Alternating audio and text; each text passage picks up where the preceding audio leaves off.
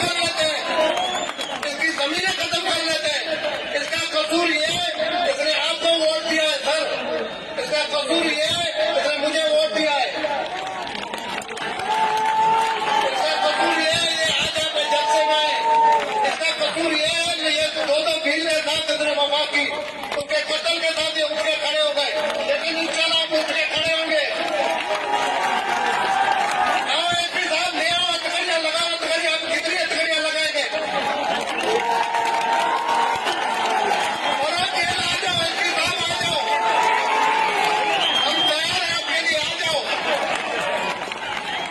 मंशा का व्यापारी नहीं हूँ, मुझे तो सफीना का कारखाना नहीं है जो आप बंद कर देंगे। नहीं हमने कोई हराम खाया जो हम चलते रहे, लेकिन सही आप हमारा काम खाने आगे रखे,